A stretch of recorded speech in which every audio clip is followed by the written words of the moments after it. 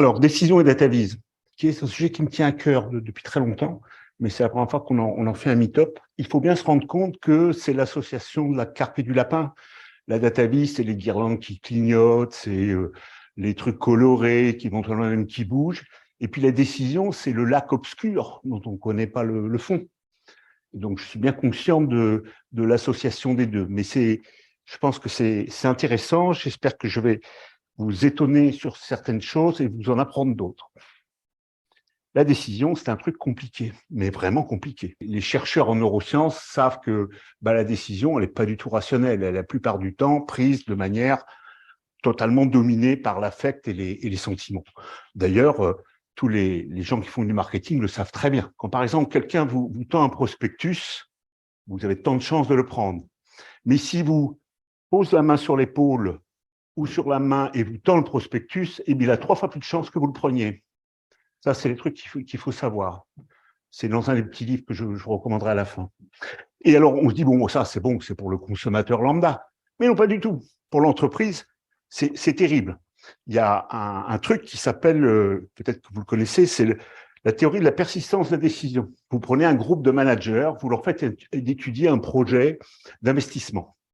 Donc, un truc qui sera rentabilisé sur 3 ans, etc. Bon, il y en a tant de pourcents qui disent, oui, OK, je m'avance sur le projet. On élimine tous ceux qui n'ont pas voulu investir et on rajoute des gens qui n'ont pas vu le projet précédemment. Et on le remet dans une situation, on leur dit, bon, voilà, ça c'était le projet initial, et voilà où il en est 1 an après. Qu'est-ce que vous décidez à partir de là? Est-ce que vous continuez à investir dans le projet ou est-ce que vous décidez d'arrêter ou de le dégraisser? Croyez-le ou non, mais ceux qui avaient pris la décision en premier sont 75% à dire on continue. Alors que les tout nouveaux qui découvrent le projet à l'origine et là où il en est l'année d'après, ils sont plutôt que 25%. Donc, il y a dans l'entreprise un biais qui est terrible, qui est celui de la persistance de la décision. Ça fait même dire à certains grands chefs, j'en ai entendu dire, il faut souvent renouveler le manager, comme ça, il n'y a pas de problème, on s'assure qu'on prendra bien les bonnes décisions. Il y en a même, si on pousse jusqu'au bout, il y en a même qui renient que la décision existe, à la question du libre arbitre. Est-ce qu'on est vraiment autonome de nos décisions? Voilà. Je ne rentre pas là-dedans parce que là, ça peut plonger profond. Donc, je vais plutôt rester à un côté très naïf. Et la première version naïve de comment décider, c'est celle-là. Il suffit de mieux comprendre les causes de la situation, de voir d'où ça vient, pourquoi est-ce qu'on en est là, savoir où est-ce qu'on veut aller. Et souvent, c'est pas facile. C'est même parfois le truc le plus difficile. Et puis, après, c'est facile pour décider. Il suffit de prévoir les effets des actions sur les causes et de dire quels sont les meilleurs choix. Ça vous paraît crédible, ça? Ouais, c'est ce qu'on fait intuitivement.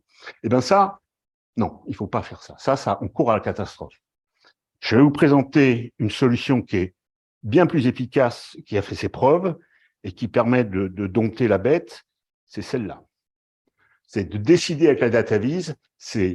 En fait, c'est comme si je prenais le but et je tirais tout à partir de là. Si je prends le point central, je prends et hop, je tire. Et c'est ça que je remonte et c'est de ça dont je vais partir. Et donc, j'obtiens cette cadence-là. Définir le but. À quelles questions faut-il répondre pour décider? Quels indicateurs faut-il présenter visuellement? Indicateurs qui permettent de répondre aux questions, qui permettent de savoir si dans quelle direction on avance vers le but et à quelle vitesse. On peut se fixer des buts simples, genre améliorer l'existant ou surveiller que tout va bien. C'est-à-dire on peut dégrader le but, c'est moins ambitieux, mais c'est toujours possible. On définit les buts, on trouve des questions qui, si on y répond, permettent de savoir si on s'approche des buts, et de chaque question, on va pouvoir définir des métriques, des indicateurs, et éventuellement, on pourra aller pêcher les données. Et puis, en fait, c'est un peu comme un cycle. En fait, on descend ici, quand on va suivre le pilotage, l'atteinte des buts, voilà comment ça va fonctionner. Ça, c'est la recette pour faire les tableaux de bord qui fonctionnent. Alors, premier exemple, améliorer la sécurité routière. J'ai un jeu de données, ce sont les accidents mortels sur les différentes années et par tranche d'âge. Donc, je vais me poser une question à propos de ce jeu de données. Quelles tranches d'âge sont responsables, sont impliquées dans les accidents mortels? Alors, remarquez que les données viennent des assurances américaines parce qu'on peut commencer à conduire à 16 ans. On voit bien que c'est salauds de John et qu'on conduisent n'importe comment et que c'est pas bien du tout. C'est eux qui sont la cause des accidents de la route. Mais la question est un peu naïve, non? Vous ne trouvez pas? Quelles tranches d'âge sont responsables? Il n'y aurait pas des questions plus fines, plus pointues? De ces tranches d'âge-là, elles ne sont pas réparties de la même façon dans la population. Mon indicateur, là, évolue un peu. Mais effectivement, si on creuse, ils ne sont pas tous conducteurs. Et là, qu'est-ce qu'on voit? On va se produire une sorte de petite courbe en baignoire. Et puis, effectivement, la solution ultime qui a été suggérée, c'est quoi au kilomètre parcouru? Et c'est vrai que c'est la bonne question. Ça, c'est le bon indicateur pour prendre la décision. Alors d'abord, la réalité que ça dévoile est différente. C'est pas que ces salauds de jaunes, il y a aussi ces salauds de vieux là, qui feraient bien d'arrêter de conduire. Et d'ailleurs, on s'aperçoit que en quantité, c'est probablement là qu'il y a le plus de choses. Donc, je veux prendre une décision, plutôt que de faire de l'éducation des jeunes, il faut peut-être refaire passer le permis aux vieux, quoi. Vous voyez qu'un but, une question, un indicateur, c'est ça qui relève la décision à prendre. Deuxième exemple que je vous proposer, c'est maximiser le chiffre d'affaires. Bon, ça, c'est un but banal, je dirais que beaucoup d'entreprises aimeraient l'avoir. Je vais illustrer ça par une vieille astuce qui est connue surtout dans le monde du contrôle de gestion, de la comptabilité, et peu dans le monde des ingénieurs, à ma connaissance. Ça s'appelle l'analyse des écarts, effet prix, effet volume. En fait, c'est un système, c'est de la pure arithmétique de base que je vais vous expliquer, qui permet de trouver quelles sont les raisons de l'évolution d'une variable qui est constituée d'un produit de deux autres variables. Donc, l'exemple le plus emblématique, c'est les ventes, c'est les prix moyens multipliés par le volume de vente. Mais ça s'applique à plein d'autres trucs. On peut faire ça pour analyser les évolutions de masse salariale, des traitements médicaux délivrés dans un hôpital ou des visiteurs d'un site. Je veux dire, dès que vous avez une multiplication, ça marche. Alors, voici comment ça fonctionne. Voici un exemple numérique. J'ai 2 années consécutives, des prix de vente, des quantités vendues, un CA. Donc là, je vois que je passe de 500 000 à 700 000. Parfait, une augmentation de 200 000. Donc, j'ai 1,5 la variation de prix, 10 000 la variation de volume. Mais la question que je me pose, c'est, mais de ces variations, laquelle ou dans quel ordre elles influencent le plus sur mon chiffre d'affaires? Et en fait, voilà la petite formule magique. On réécrit les différents termes sous la forme de le prix après moins le prix avant fois quantité, etc. Et astuce sublime, c'est que la somme de tous ces termes-là refait la différence globale. En calculant terme à terme, on voit quelle est la contribution de la variation de prix et la variation de quantité. Et là, c'est très clair, c'est l'effet volume qui est responsable pour 125 000 euros des 200 000 ici. Alors que les prix, la variation de prix n'est responsable que de 60 000 euros. En fait, il y a également un effet croisé que certains, en fait, éliminent. J'ai vu des cas où, en fait, l'effet croisé était reporté de manière proportionnelle sur prix-volume pour simplifier l'analyse. Donc, en gros, avec cette petite astuce numérique, on arrive à comprendre et à savoir si c'est le volume ou le prix qui est responsable des variations. Alors, vous allez me dire, quel rapport avec la visualisation de données? Ça peut tout à fait visualiser ça. J'ai ici un chiffre d'affaires N-1, un chiffre d'affaires N, et je peux utiliser ce qu'on appelle un diagramme en cascade. Je dis que les quantités, elles me rapportent 600 000 euros, et par contre, les prix, la variation de prix, elle, m'a fait perdre 100 000. Là, j'ai une explication concrète de qu'est-ce qui se passe, pourquoi ça a changé, et donc je suis mieux armé pour décider. Alors, je peux présenter comme ça, mais il y a une autre manière de le faire, c'est en barre superposée. Donc là, c'est l'évolution des ventes de produits en 2014 dans différents pays européens. Le bleu, c'est l'effet prix. L'orange, c'est l'effet volume. Et vous voyez que, alors ça, c'est la somme, le rose, c'est la somme des deux. En fait, vous voyez que ça peut s'appliquer en plus et en moins. C'est-à-dire que la variation de prix peut être responsable d'une perte de chiffre d'affaires, également une variation de volume. Je ne sais pas ce qu'il faut décider à partir de ça, mais je suis sûr que ça donne plus d'explications sur ce qui est en train de se passer. Quels sont les vrais mécanismes sous-jacents. Dès que vous avez à surveiller une variable qui est le produit de deux autres variables, pensez à ça. j'ai un autre, pareil, je prends un but qui n'est pas du tout ambitieux du tout, qui peut être critique dans certains domaines. Je pense le domaine de la cybersécurité. Bah, excusez-moi, mais ce but-là, il est hautement stratégique et je suis prêt à donner beaucoup d'argent pour le surveiller avec des indicateurs qui vont bien, quoi. Là, je vais pas faire de la haute technologie. Je vais vous signaler un vieux truc qui date des années 1940, je crois, qui s'appelle Statistical Process Control. C'était un système tout bête qui disait, bon, admettons que vous avez une grandeur qui suit une loi normale. C'est par exemple la performance d'une machine ou une pièce fabriquée sur une chaîne de montage. Il y a une moyenne, il y a un écart type. Et ce qu'on va faire, c'est qu'on va simplement surveiller les points de chaque pièce fabriquée. Et on va noter en bleu si on est dans la bande d'un écart type, et puis en rouge si on sort. L'objectif de la technique est purement visuel, c'est-à-dire que l'opérateur n'a aucune connaissance statistique, il faut simplement qu'il suive et qu'il surveille le nombre de points rouges qui dépassent. Et la technique a l'ambition de répondre à ces deux questions. Est-ce qu'une variation de données est un signal? Est-ce que, par exemple, la machine est en train de se dégrader? Est-ce qu'il y a une maintenance à effectuer? Ou, à l'inverse, est-ce qu'une stagnation est-elle aussi un signal? C'est-à-dire que ça, c'est un truc fondamental. C'est-à-dire qu'on peut être étonné parce qu'il y a des trucs qui sortent des valeurs normales, mais ce n'est pas normal aussi qu'un truc reste trop autour de la moyenne. Hein, il y a les deux dimensions. Je ne vais pas vous faire le cours complet là-dessus. Sur mon site web, il y a des pointeurs un peu plus détaillés, mais la technique consiste à dire, bon, bah, si ici j'ai plus de 5 points d'affilée qui restent dans ma zone, alors ça veut dire que j'ai changé de mode de fonctionnement. Ici, je suis dans une certaine loi normale. Ça, ce signal-là, ça me signifie que non, je suis passé dans un autre mode de fonctionnement. Et puis à l'inverse, si j'ai plus de 5 points là, qui sont au-dessus de la moyenne, ben là aussi, ça veut dire que j'ai changé de mode de fonctionnement. En tout cas, l'objectif est génial parce qu'en fait, simplement, visuellement, par un diagramme, un opérateur peut arriver à répondre à ces questions fondamentales. Est-ce que tout va bien? Est-ce que tout est sur les rails? Ou est-ce qu'il y a un truc qui a changé de mode? Est-ce qu'il y a un truc dégradé? Encore un exemple, maximiser les profits de l'hôtel de Bertin. C'est une table de chiffres dans laquelle il y a le prix des chambres, la durée du séjour, le pourcentage d'occupation des chambres. Et vous savez qu'un hôtel, c'est un peu comme un avion, hein. Il embarque tous les soirs des gens qui vont dormir.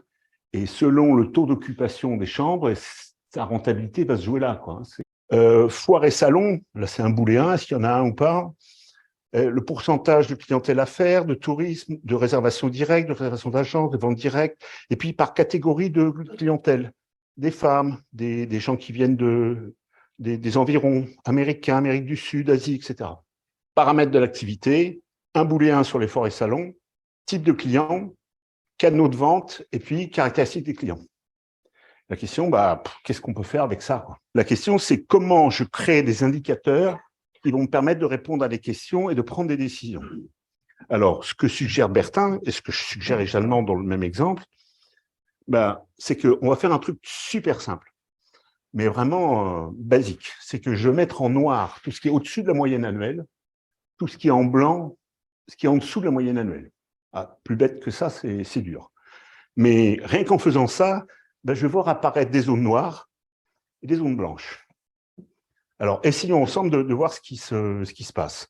Ben, on voit que le taux d'occupation, ben, on est bien en février, on est bien là au printemps, et puis l'hiver aussi, c'est pas mal. Mais par contre, en été, c'est pas bon. Et puis là, mars, c'est pas terrible. La durée de séjour, qu'est-ce qu'on voit? On voit que ici, avril, mai, juin, c'est bon. Ici aussi, c'est bon, mais que le reste, c'est pas terrible. Le prix, en fait, là, il y a deux catégories de prix, fort ou faible. On voit que là, bah, le prix n'a pas l'air d'être utilisé pour essayer de rentabiliser, quoi. On pourrait se dire, tiens, je vais faire payer cher ma clientèle à faire, et puis au contraire, les clientèles touristes, je vais leur faire des prix. Qu'est-ce que je vois les foires, là? Alors, les foires, c'est un boulet, hein, c'est soit noir, soit blanc. Ah, regardez, c'est marrant, là. Quand les foires, c'est noir, l'occupation, c'est noir aussi. Et puis la durée de séjour aussi, c'est chouette, non? Il semblerait que les foires aient un impact favorable au business de l'hôtel. Non, vous ne trouvez pas? Et puis en plus, oui, c'est corrélé parce que les businessmen viennent durant les foires. J'ai simplement colorié en noir ce qui est au-dessus, en blanc ce qui est en dessous. Et vous voyez les analyses que je peux faire là, en 2 coups de cuillère à peau. Là, je suis prêt à comprendre ce qui se passe et à prendre des décisions sur ma politique de prix, à quelle date je vais pouvoir l'enclencher, etc., etc. Et puis, je peux faire une même analyse sur mes clients par saison. Je vois en fait 3 groupes de clients. En été, je vois surtout apparaître de la clientèle internationale, des clients de 35-35 ans, probablement des touristes. En hiver, je vois surtout des équipages aériens, des clients de moins de 20 ans, voilà, de clientèle féminine et clientèle locale. Et puis été-hiver, je vois une catégorie de personnes qui semblent moins caractérisées par une saison. Donc l'Asie, des touristes et puis des réservations directes. En fonction de ça, je suis capable de calculer une promotion, par exemple de la pub ciblée sur tel ou tel territoire, de décider une politique de prix ou même une tarification appropriée de mes chambres d'hôtel. Pas de truc compliqué, juste une visualisation de données, mais qui permet de voir les grandes masses et d'en déduire des informations ou de poser des questions plus fines. Alors, qu'est-ce qu'il y a d'autre qu'on peut dire sur le but? Il y a la visualisation classique de la marge d'erreur ou de l'intervalle de confiance. J'imagine que tout le monde a déjà vu ça au moins dans sa vie. En fait, la question qu'on peut se poser, c'est pourquoi c'est toujours pas utilisé sur les sondages? Ce serait tellement simple à visualiser, quoi. Juste une barre horizontale, quoi. Ça n'a rien de compliqué à expliquer au public. Bon, il y a la version horizontale, il y a la version verticale. En fonction du nombre de personnes qui ont répondu au sondage, on en déduit l'intervalle de confiance par une formule.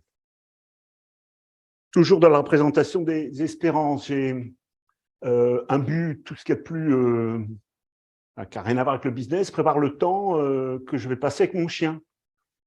Eh ben, en fait, il existe des données tout à plus sérieuses qui donnent l'espérance de vie d'un chien selon sa race et sur un point et en intervalle de confiance. Donc, en gros, le French Bulldog, c'est pour ses 5 ans, plus ou moins, hein, alors que le Jack Russell Terrier, je ne sais pas trop à quoi il ressemble, mais on le prend pour longtemps, quoi. Donc, ça peut aider à répondre à la question, quelle race de chien je veux? Alors, maintenant, je vais rentrer dans… Donc, j'arrête mes petits exemples et je vais faire des réflexions un petit peu plus globales sur qu'est-ce que c'est que le décider. Et en fait, c'est la plupart du temps, le but, c'est prévoir. C'est prévoir quelle action on va mener, quelle action va m'amener le plus près possible de mon objectif. Bon, cette photo-là, vous la connaissez certainement. Sinon, c'est l'image de Trump ayant rectifié avec un stylo noir, un Sharpie en anglais, la trajectoire de la tornade. Et donc, c'est une image qui avait fait le tour du web et surtout des cartographes qui s'étaient marrés. Mais alors, ils croyaient que d'avoir fait ça changeait la prévision de trajectoire de la tornade. Prévoir et projeter. En fait, le cerveau humain est plutôt bien équipé pour prévoir et projeter. En fait, on se cogne pas dans une rue piétonne. On arrive à anticiper les mouvements, enfin, je veux dire, de manière sans effort. En quelques heures, faire du tennis ou du ping-pong, alors que je m'excuse, mais c'est des paraboles dans l'espace. Il faut savoir se positionner. Enfin, je veux dire, il y a quand même des sacrées équations différentielles à résoudre si on voulait faire ça par ordinateur. Et bon, on sait faire ça sans effort. Mais il y a par exemple les exponentielles. Alors, j'ai ici un cas. Donc, un nénuphar double sa surface toutes les nuits. Au bout du 30e jour, il a occupé la moitié de la mare. En combien de jours il aura occupé toute la mare? On pose ça aux enfants à l'école, ils répondent tous 60, monsieur. Bon, alors voyons si la data vis peut aider à résoudre cette question.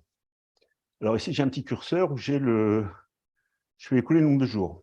Alors ça marrant, ça me rappelle quand les ministres disaient pour le Covid, vous voyez bien, c'est pas exponentiel. Alors j'arrive ici au 30e jour, je suis à la moitié de la mare. Et si je rajoute 1, j'arrive tout en haut. 2 choses à dire. C'est vrai que humainement, c'est difficile de deviner que tout d'un coup va faire chlong. C'est pas quelque chose d'intuitif, on a du mal à le percevoir. Mais il y a une deuxième chose que j'attire votre attention, c'est que si on avait pris la peine de faire une droite entre les deux derniers points, ben, on pourrait tout à fait valablement prévoir que les nénuphars auraient rempli toute la mare en une journée de plus. C'est ça que je veux dire, c'est que rien que tracer la courbe d'évolution de la grandeur, bah, je peux déjà avoir une idée de à quelle vitesse et dans quelle direction ça se place, ça se déplace. Prévoir ce qui va se passer, c'est déjà enregistrer d'où on vient et à quelle vitesse.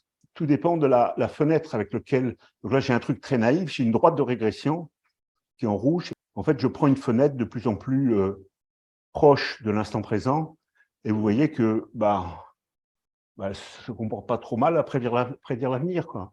Sauf que, bon, évidemment, si je vais trop loin, ça se met à faire n'importe quoi. Mais regarder le passé récent est déjà un bon moyen de savoir ce qui va se passer dans le futur proche.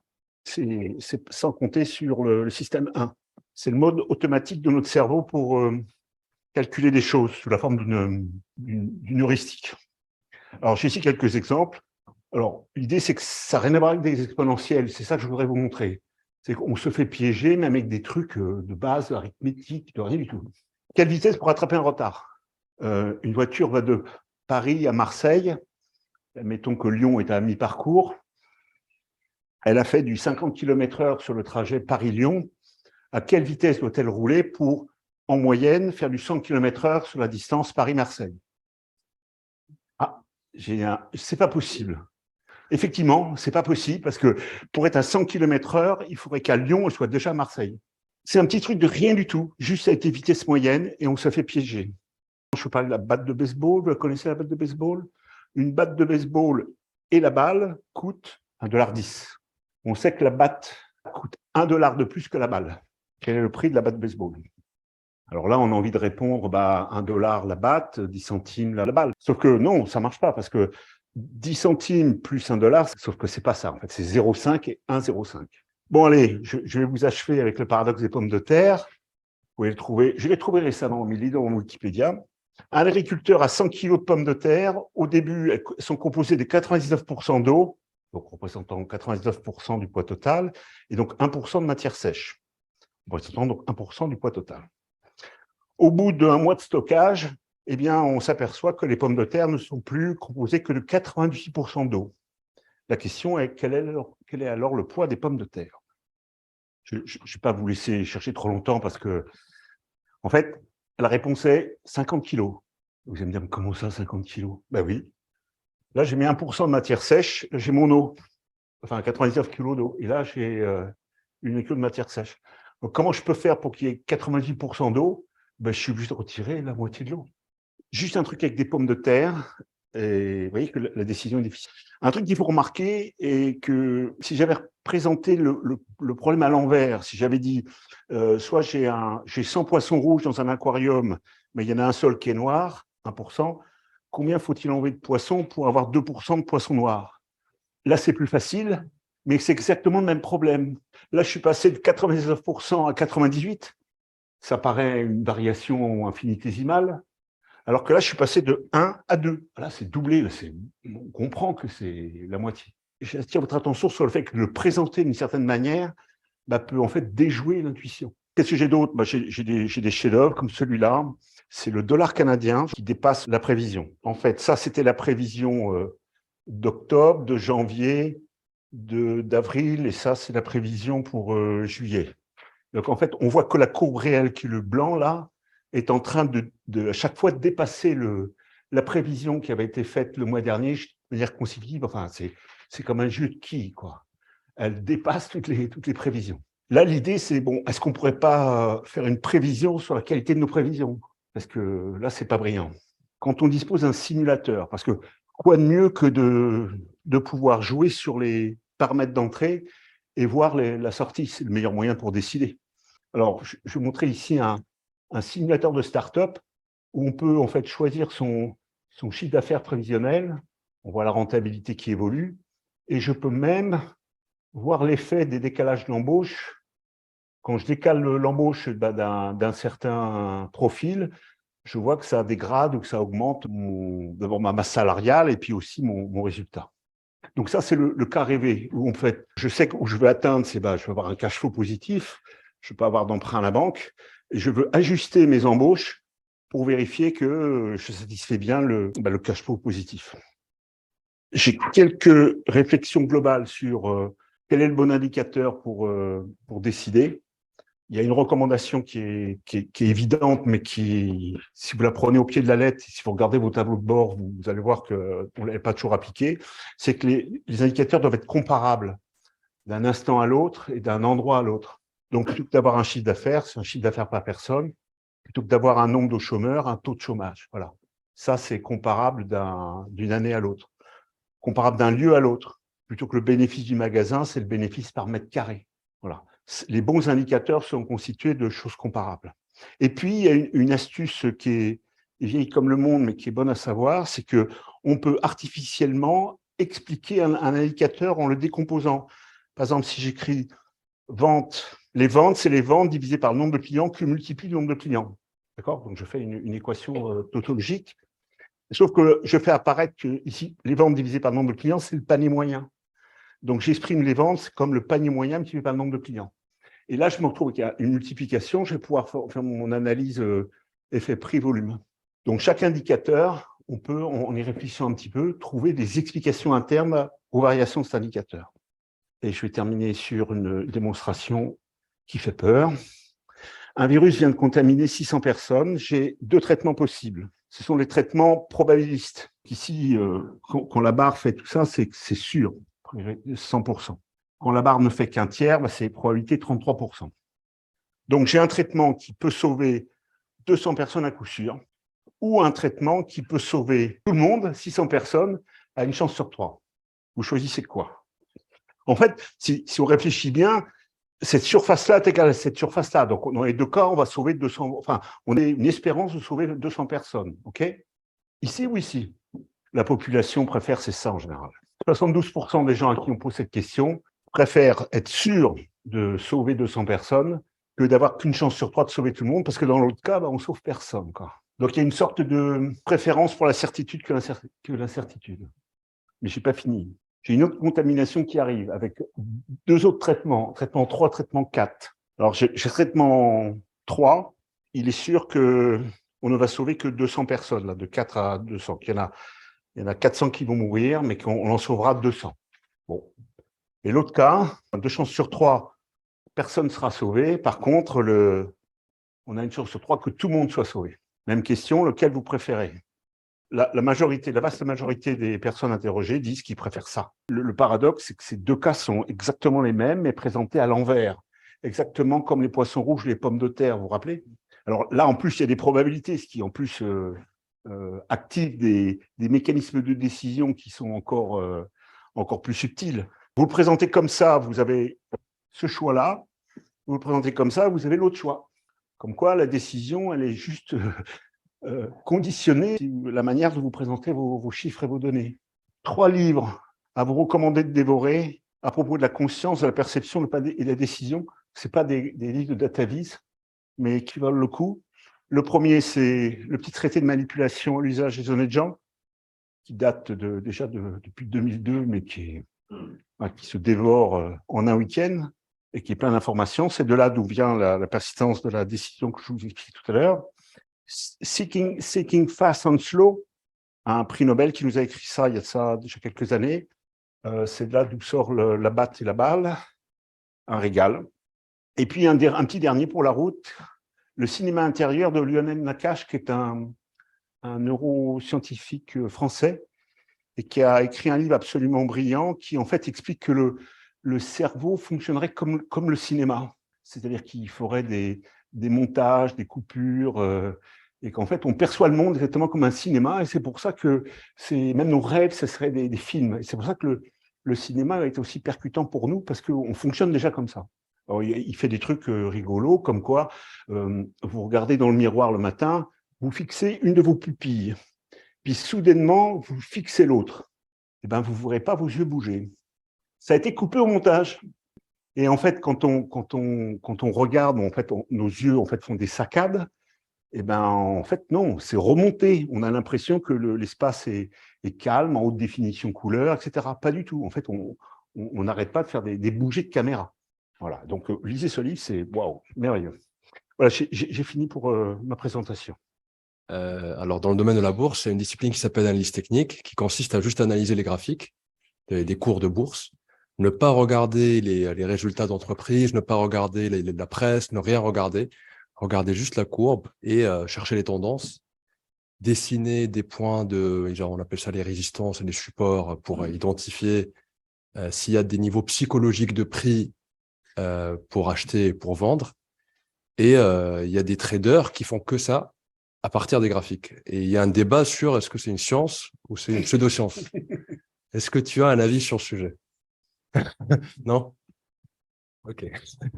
Non, j'avoue que là, je sais pas. Non, je sais pas. Mais bon, de regarder des graphiques pour prendre des décisions, ça me paraît un bon début. Mais alors après, c'est vrai que de regarder que le graphique et pas d'autres paramètres, c'est bizarre. Ouais. Quand on a plusieurs buts, comment c'est possible? Et en fait, dans la vraie vie, quand on a plusieurs buts, on s'aperçoit que quand on pose des questions sous ces buts, on arrive à un jeu d'indicateurs qui est en fait assez restreint. On peut avoir 3-4 buts qui sont supportés par une dizaine d'indicateurs dans la vraie vie. Si je prends l'exemple d'une voiture, je peux avoir un but, c'est arriver en vie à mon lieu de destination, ou ça peut être économiser l'essence dans le passage dans le désert pour pas tomber en panne. Voilà, c'est deux buts totalement différents. Ben, je vais pourtant piloter avec les mêmes indicateurs, qui seront la jauge des chances, la position de ma pédale, etc. Donc, même s'il y a plusieurs buts, on se retrouve avec une dizaine d'indicateurs qui permettent de répondre à plein de questions et de piloter sur différents buts. Mais de toute façon, moi je pense qu'il faut rester humble et que tout ce qu'on analyse en data, ça va marcher si les situations sont comparables, mais il y a toujours des cas de force majeure qui font que notre modèle il explose. Et ce qu'on voit sur l'inflation au Canada, c'est un bon exemple. Le modèle, ils ont dû y passer du temps à le préparer et tout, et puis là, il marche pas du tout. Et pour continuer avec le sport, moi j'ai un exemple en tête. C'est par exemple en Ligue 2 l'année dernière, il y avait deux clubs qui communiquaient beaucoup en disant on recrute des joueurs sur la data. Donc il y avait le TFC et un autre. Et en fait, il y en a un qui a fini premier et l'autre dernier. Donc c'est que la data, c'est pas la solution miracle qui fait que waouh, d'un coup c'est génial. Et c'est qu'en fait, la data, ils utilisent ça comme un axe de décision, mais qui recoupe avec d'autres choses qui sont plus du domaine de l'expertise et de la connaissance. Moi, j'ai pas mal bossé avec le Stade Toulousain, avec les préparateurs physiques. Et en fait, pour l'instant, on peut pas faire grand-chose sur les données sur des sports comme le foot ou encore plus le rugby, où ils sont encore plus nombreux. Parce qu'il n'y a pas assez de matchs dans la saison, en fait. Par contre, en NBA, par exemple, où ils vont jouer 90 à 100 matchs dans la saison, où il n'y a que 5 joueurs en plus sur le terrain, donc c'est beaucoup plus simple.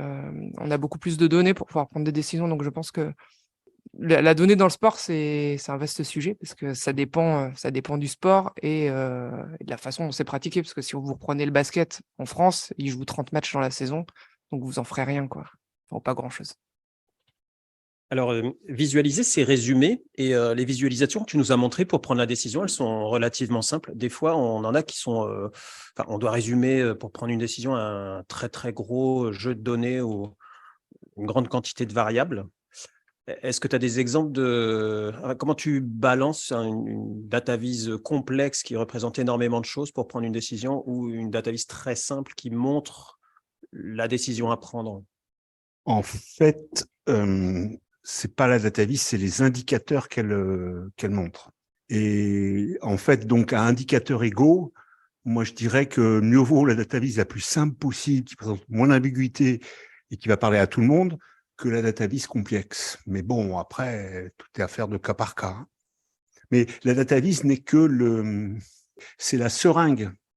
Mais le remède, c'est lui, il est dans la seringue, quoi. Ce sont les indicateurs qu'on a choisis et qui on a bien calibrés, à qui on a posé la bonne question, etc. Voilà.